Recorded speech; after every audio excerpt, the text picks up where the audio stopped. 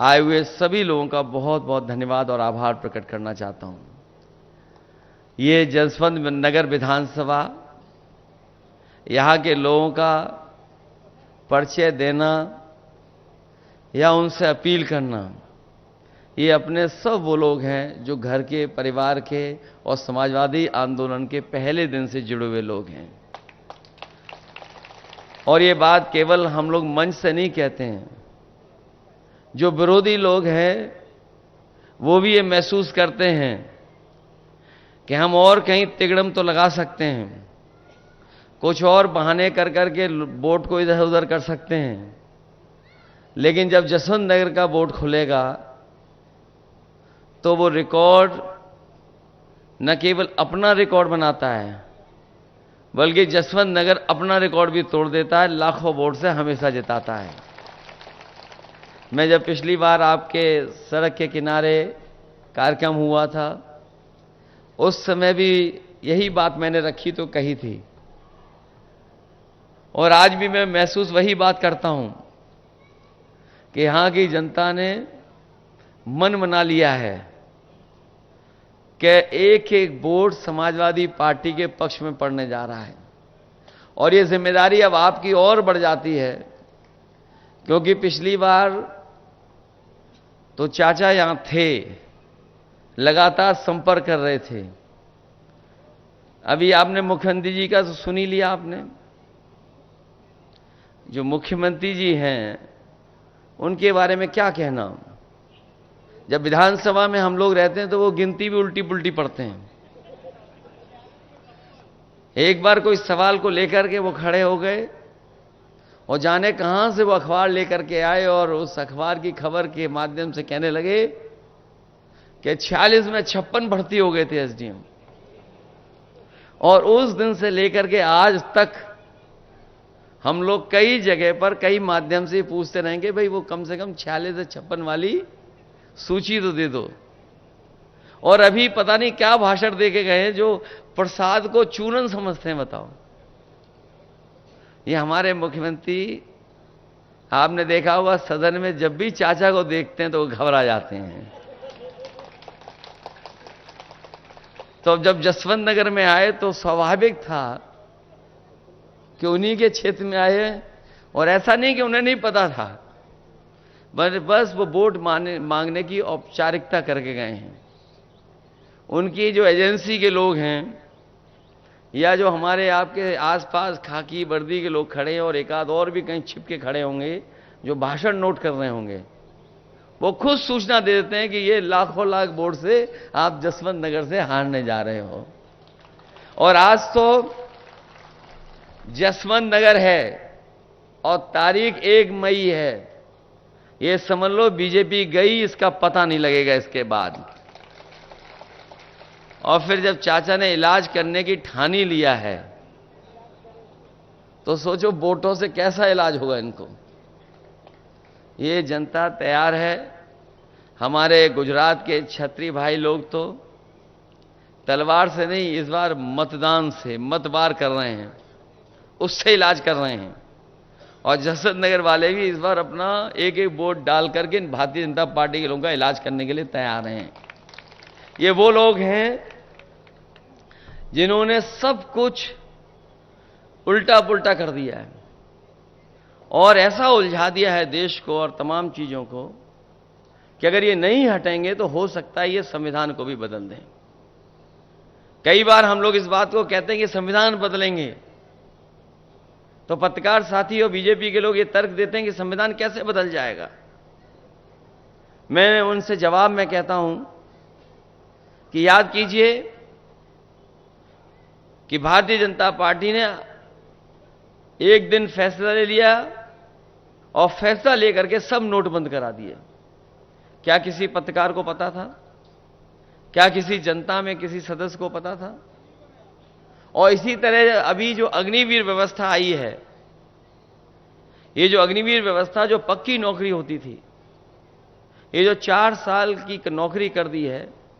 हमारे यहां बहुत सारे लोग ऐसे होंगे गांव के जो फौज में जाकर के न केवल उन्होंने सीमा पर देश की रक्षा करने का काम किया, बल्कि अगर उनके परिवार की आर्थिक और सामाजिक स्थिति देखोगे, अगर वो फौज में भर्ती हो गए तो उनके घर परिवार की सामाजिक और आर्थिक स्थिति भी बेहतर हो गई और नई पीढ़ी को अच्छा पढ़ने का भी मौका मिल गया। जब ये जानकारी बीजेपी को हो गई कि गांव के बच्चों की जो पढ़ाई लिखाई वो बेहतर हो गई, फौज में जो लोग भर्ती हो जाते हैं उनका सामाजिक आर्थिक रूप से वो मजबूत हो जाते हैं, तो उन्होंने ये फैसला लिया कि अब पक्की नौकरी नहीं, अग्निवीर के माध्यम से ही नौकरी मिलेगी। हम अपने तमाम नौजवानों को कहना चाहते हैं इस मौके पर कि समाजवादी सरकार और इंडिया गठबंधन की सरकार आएगी, ये जो आधी अधूरी 4 साल की नौकरी दी है खत्म हो जाएगी और जो पहले व्यवस्था थी कि नौकरी पूरी मिलती थी और पेंशन और सुविधाएं मिलती थी, वही इंतजाम करने का काम करेंगे। ये हमारे खाकी वर्दी वाले भी कभी कभी हम लोगों को गुस्सा दिखाते हैं। ये लोग भी जान लें, बीजेपी वाले आ गए तो 4 साल की नहीं, इनकी 3 साल की नौकरी हो जाएगी और बाद में ये हम लोगों के संगी घूमेंगे। और ये हो सकता है, ये पूछे कैसे हो सकता है भाई, अग्निवीर की हो गई तो तुम्हारी भी हो जाएगी। और सरकारी विभाग देख लो, बताओ आउटसोर्स में है नौकरी में कि नहीं है। क्लास 4, क्लास 3 धीरे धीरे सरकार ने आउटसोर्स कर दी। न केवल नौकरियां सरकारी विभाग में आउटसोर्स की हैं, बहुत से विभागों को आउटसोर्स कर दिया। ये जो आरक्षण ना खत्म होने की बात बीजेपी के लोग अब कह रहे हैं, वो इसलिए कह रहे हैं कि पीडीए परिवार से सब लोग जुड़ गए और जो बहुजन समाज के लोग हैं वो ये समझ रहे हैं कि बाबा साहब भीमराव अंबेडकर जी का जो संविधान दिया हुआ था उसको भी ये बदल देंगे। ये बदले ना बदलें, लेकिन उस रास्ते पे ये लोग चल रहे हैं। सोचिए आप, अगर विभाग में प्राइवेट हो जाएगा तो क्या आरक्षण लागू होगा क्या उसमें? ये जो हवाई जहाज वाला विभाग था जिसमें लगभग 1 लाख लोगों को नौकरी मिलती थी, ये कुछ वर्षों से प्राइवेट कर दिया गया है। अब बताओ, प्राइवेट में जाने के बाद क्या आरक्षण मिल रहा है किसी को? इसी तरह और विभाग हैं, बीएसएनएल है, ये सरकारी विभाग, टेलीफोन वाले थे, ये सब प्राइवेट हो गए।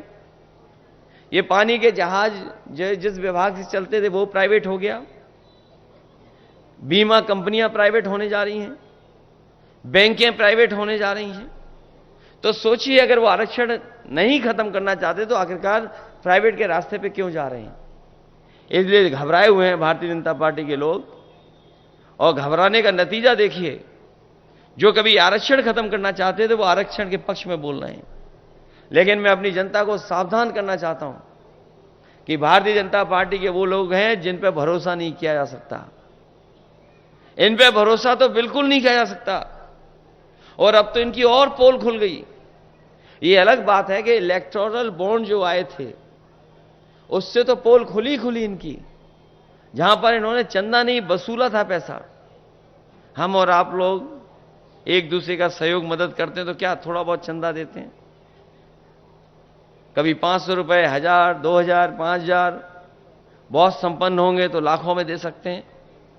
लेकिन इस तरीके से कोई चंदा नहीं देता था। सब सीमाएं लांघे भारतीय जनता पार्टी के लोग और दबाव बना करके अपने सरकारी विभागों का, सोचिए कितना चंदा लिया इन्होंने।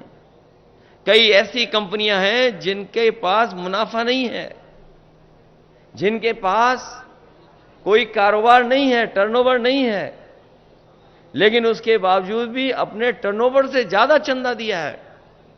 और कोई कल्पना नहीं कर सकता था कि 1,000 करोड़, 500 करोड़, 400 करोड़, 300 करोड़ तक चंदा दिया है। और ये बात मैं इसलिए कह रहा हूं, ये जो महंगाई दिखाई दे रही है वो महंगाई वसूली के कारण भी है। जो कंपनी, जो उद्योगपति अगर चंदा और वसूली के नाम पर पैसा दे देंगे सरकार को, तो बताओ मुनाफा कमाएंगे कि नहीं कमाएंगे? ये मुनाफे की वजह से महंगाई है। और आपने तो अपने बीच देखा है, जैसे हमने और आपने पुराने लोगों ने बाजार में पार्ले जी का बिस्किट पैकेट देखा होगा। पहले कितना बड़ा पैकेट आता था, पहले इतना बड़ा पैकेट था। जैसे जैसे महंगाई बढ़ी और कंपनी को मुनाफा कमाने के लिए फैसला लेना पड़ा तो पैकेट छोटा होता चला गया। अब बताओ पैकेट कितने का मिलता है? अब 5 बिस्किट का पैकेट हो गया। पहले इतना बड़ा था, अब इतना बड़ा हो गया। और ये सरकार में आ गए तो हो सकता है 1 बिस्किट का ही पैकेट बना देंगे लोग। और आपने तो खुद देखा है, बताओ बोरी से कितनी खाद चोरी हो गई। पहले 5 किलो और फिर अब कितनी और चली गई, 5 किलो और चली गई। ये सरकार में आ गए तो और 5 किलो चली जाएगी। बाद में आपको हो सकता है खाद पाउच में लानी पड़े। ये स्थिति पैदा कर दी इन्होंने। और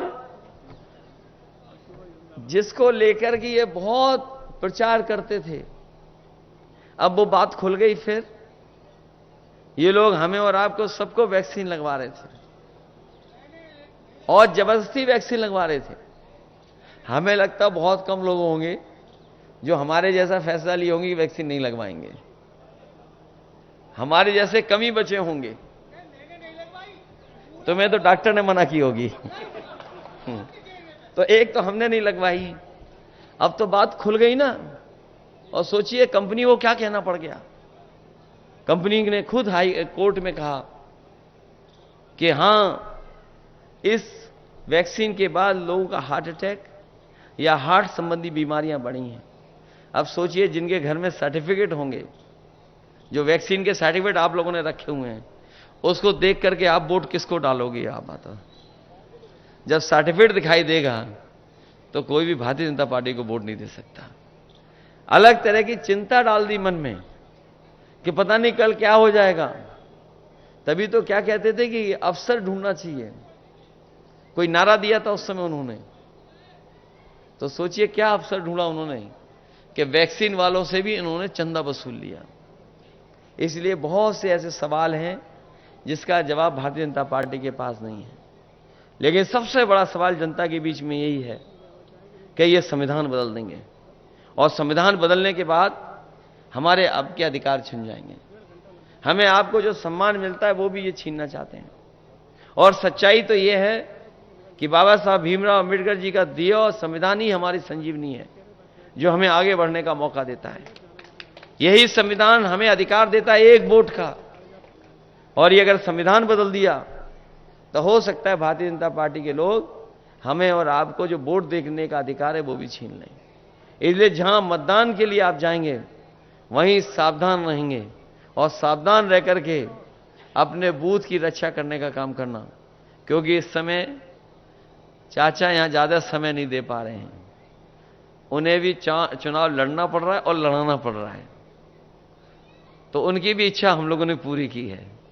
तो कम से कम 1 लाख से ज्यादा का जिताने का काम करना, क्योंकि यहां की विधानसभा जिता सकती है। और कोई वर्ग ऐसा नहीं है जो वोट ना देना चाहता हो आपको और हमको। अगर थोड़ा बहुत हम लोग उनसे बातचीत कर लें, बैठ जाएं और उनको समझा ले जाएं, तो मैं समझता हूं हर वर्ग के लोग आपके साथ इस बार मतदान देने के लिए तैयार हैं। वो खुद महसूस कर रहे हैं महंगाई, बेरोजगारी और तमाम चीजें, क्योंकि इतनी महंगाई कभी नहीं हुई जितनी इस सरकार में हो गई। जब आज हम और आप लोग 1 मई को है, ये हमारे मजदूर भाई जानते होंगे, आज का दिन पूरी दुनिया में याद करता है मजदूरों को। तमाम उन लोगों को याद करता है जिनका योगदान है काम कर करके समाज देश को आगे बढ़ाने के लिए।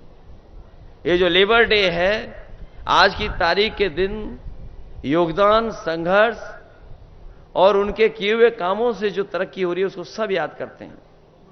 जो साथी कानून को समझते होंगे, इन्होंने कोरोना की आड़ में लेबर लॉ, जिसके लिए मजदूरों को अधिकारों को पाने के लिए मजदूरों को न जाने कितना संघर्ष करना पड़ा था। दुनिया में जहां जहां मजदूर संगठन थे, उन्होंने कई मौकों पर संघर्ष किया। न जाने कितनी बार उन्हें पुलिस से झगड़ा होने की वजह से जाने गई, जाने खोई। न जाने कितने पुलिस के लोग इस आंदोलन में शहीद हुए। उसके बाद जो लेबरों को अधिकार मिले थे, मजदूरों को अधिकार, इन भारतीय जनता पार्टी के लोगों ने कोरोना की आड़ में उन कानूनों को भी ऐसा कर दिया है कि अब लेबर के पक्ष में वो कानून नहीं है। तो सोचिए, आड़ में क्या नहीं कर सकते ये लोग।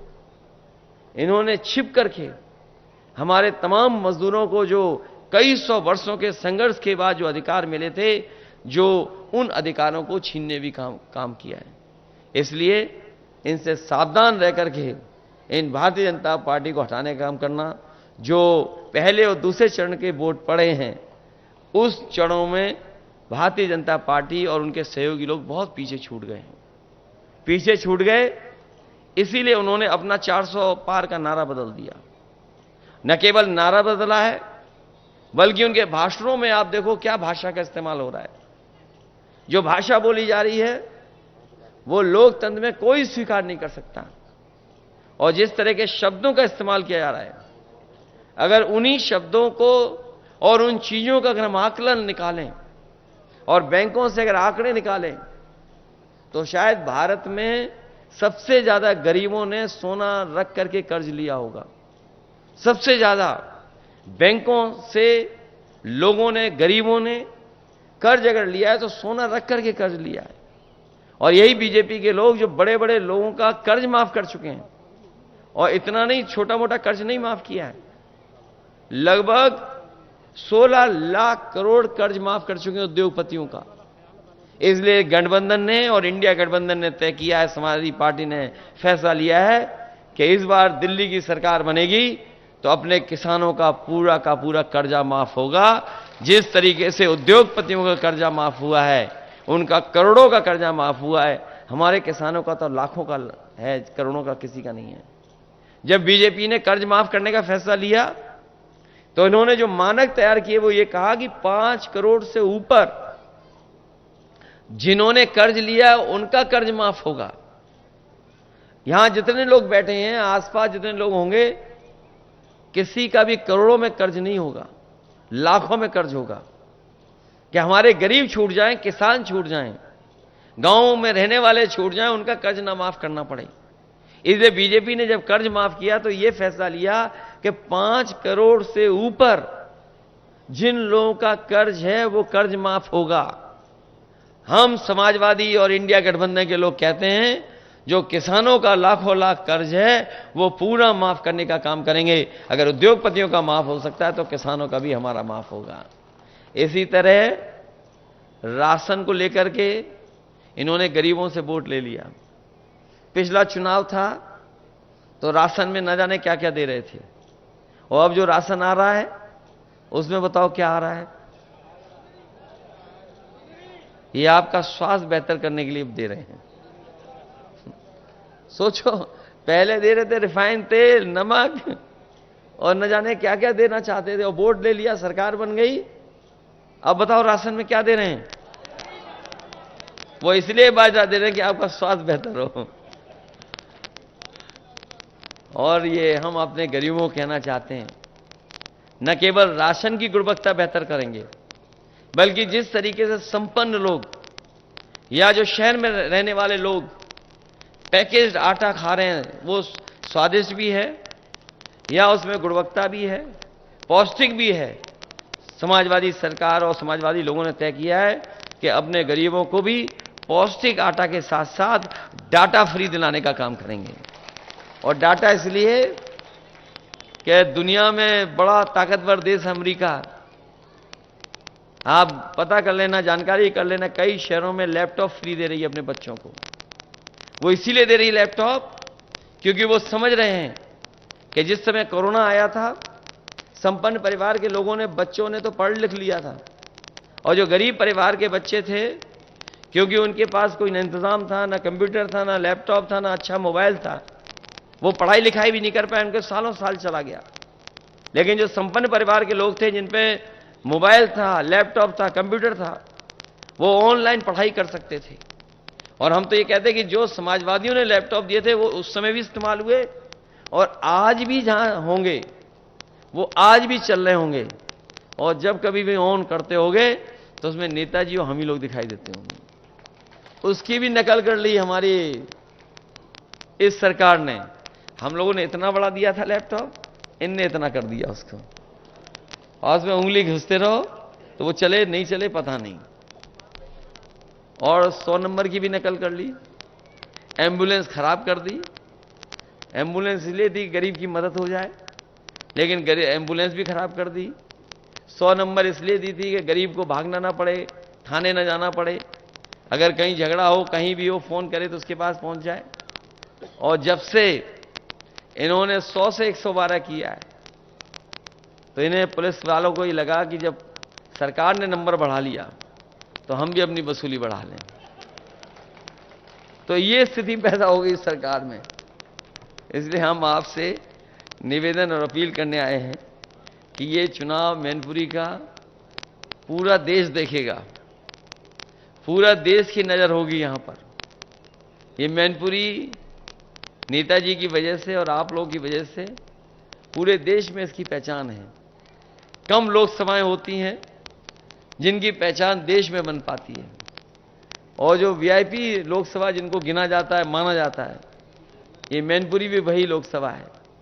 इसलिए पूरे देश की नज़र होगी। जब आपने बाई इलेक्शन में मेहनत करके और साथ लेकर के इतने बड़े वोटों से जिताया था, हमें उम्मीद है कि ये तो परिवर्तन और सरकार बनाने का चुनाव होने जा रहा है और बीजेपी को हटाने वाला चुनाव होने जा रहा है।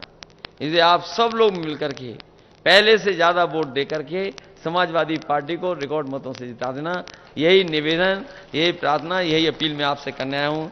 ये क्षेत्र तो वो है जो चाह लेगा वो हो जाएगा, और हमें भरोसा है कि सब लोग मिलकर के मदद करेंगे। बहुत बहुत धन्यवाद।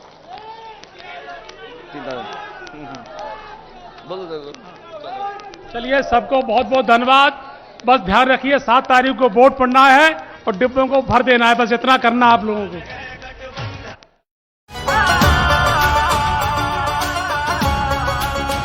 किसी को लालच से जोड़ा, किसी को ईडी ने तोड़ा, मनोबल भारत का था जो वो तानाशाही ने तोड़ा। भारत को हमने जोड़ा है, तुमने तो इसको तोड़ा है। तानाशाह ने देश की कश्ती को मझधार में लाके छोड़ा है। भारत का किसान ये कहता है, सीमा पे जवान ये कहता है, इंडिया को अपना वोट दो, गठबंधन को तुम वोट दो, इस देश